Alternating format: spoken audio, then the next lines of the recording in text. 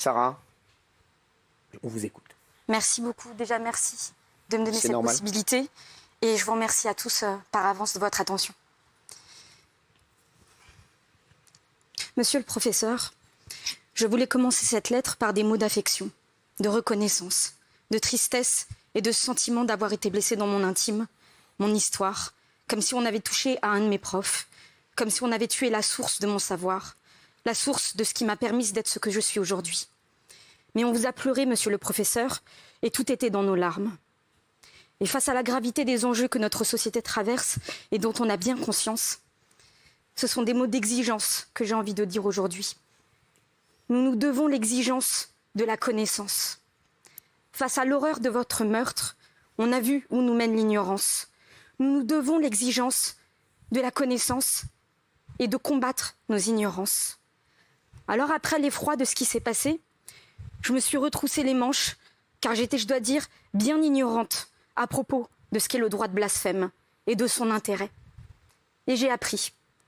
Je vais vulgariser les choses ici, je suis désolée, mais c'est justement tout le but de mon entreprise.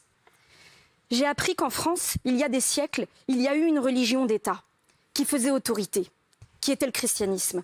À l'époque, on ne blaguait pas à propos de Dieu, on ne blaguait pas avec Jésus. Et puis des gens se sont battus pour avoir le droit de ne pas croire.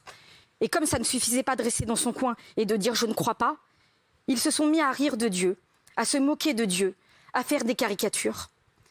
Et parce qu'ils se sont octroyés le droit de rire de Dieu en public, c'est ainsi qu'ils ont acquis de manière véritable le droit de ne pas croire.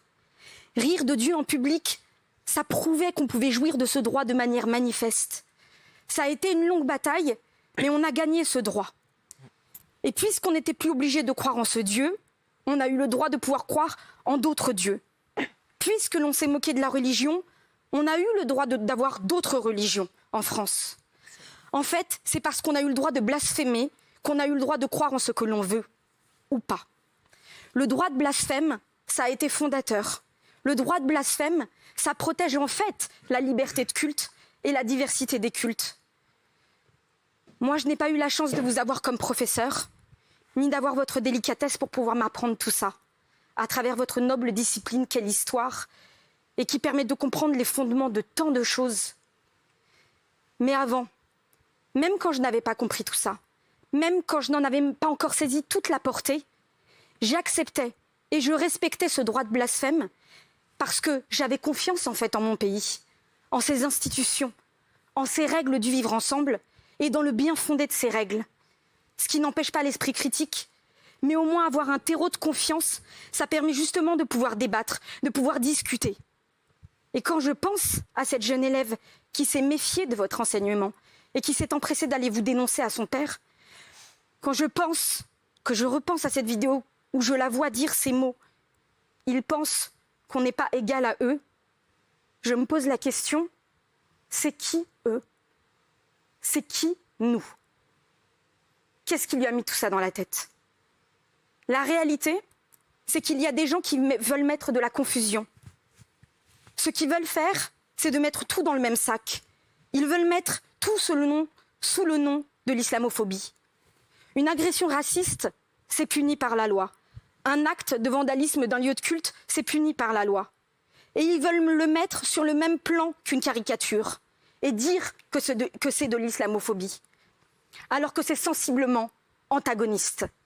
Ils veulent semer la confusion pour créer un sentiment d'être attaqué de partout. Une agression raciste, c'est puni par la loi. Un lieu de culte vandalisé, comme il y en a eu dans différentes mosquées, c'est puni par la loi et ça doit l'être avec fermeté, car la loi protège la liberté de culte. Mais une caricature, ça fait partie de la laïcité. Nous nous devons le discernement et en votre mémoire, nous nous devons toutes ces exigences. Et je n'oublierai jamais votre visage, notre très cher Samuel. Bravo. Voilà. Et Merci je le ferai beaucoup. lire à mes élèves dès la rentrée, votre texte. Merci beaucoup. Il est Merci pour votre Merci. attention. merveilleux. Merci Sarah, Au revoir. merci d'avoir été avec nous, d'avoir... Qu'est-ce que vous Merci. pensez de la lettre de Sarah Alors Fatia, vous... Je trouve ça Elle a été enseignante, c'est-à-dire qu'elle a fait preuve de pédagogie. Elle n'est pas restée sur le registre seulement de l'émotion. Il y a eu de l'émotion parce que là, c'est une figure familière qui a été attaquée et d'une manière horrible. C'est l'enseignant. Mais quand elle explique d'où vient cette loi de séparation de l'Église, d'où vient le lien entre le droit de critiquer et le droit d'être différent, d'avoir une autre religion.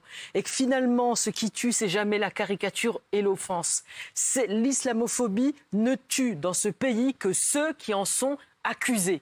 Et je le rappellerai à Faiza tout à l'heure, c'est un très beau texte.